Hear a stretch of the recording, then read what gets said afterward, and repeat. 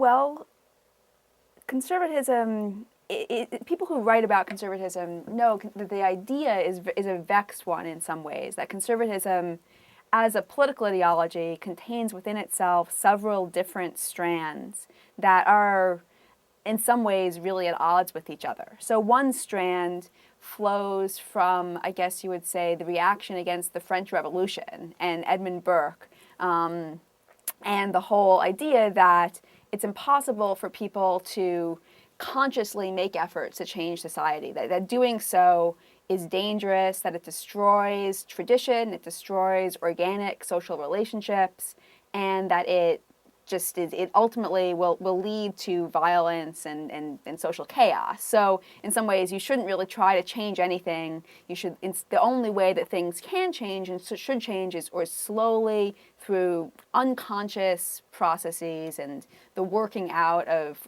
organic relationships. So I think that's kind of one strain, is an attempt to conserve things, to keep them the same, to not allow too rapid or radical change. This in some ways is at odds with the other kind of major stream of modern conservatism, which focuses on the market and allowing the market to do its work without interference from the state.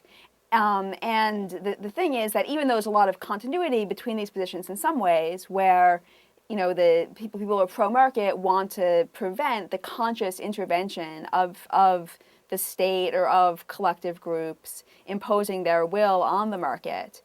So in that sense, there's a certain hostility to the use of reason or to any effort or any belief that people really can shape their own history, a sense you should stand back and let things happen. At the same time, the market itself brings about radical social transformations, and economic development and capitalism, the growth of capitalism really radically transforms all of those older social relationships. It changes family life, it changes community life, it changes religious life. So those kind of bulwarks of society that for Burkeans seem so important to protect are actually really threatened by the market. So in this way, these two sides of conservatism intellectually seem at odds with each other. At the same time, I think they do have certain underlying similarities. This hostility to rationality, this sense that inequality is acceptable, okay, the necessary way of the world. It's a certain hostility to the state. So it's a funny thing. On the one hand, they're different. On the other, they have certain tendencies that maybe are not as different as they might seem. Well, I think the way people see the modern conservative movement in America has gone through several shifts. One oftentimes the way it's been seen is that there was a kind of dominance of liberalism in the immediate post-war period after World War II. Liberalism was dominant, and it was really only in the late 60s that it began to break down.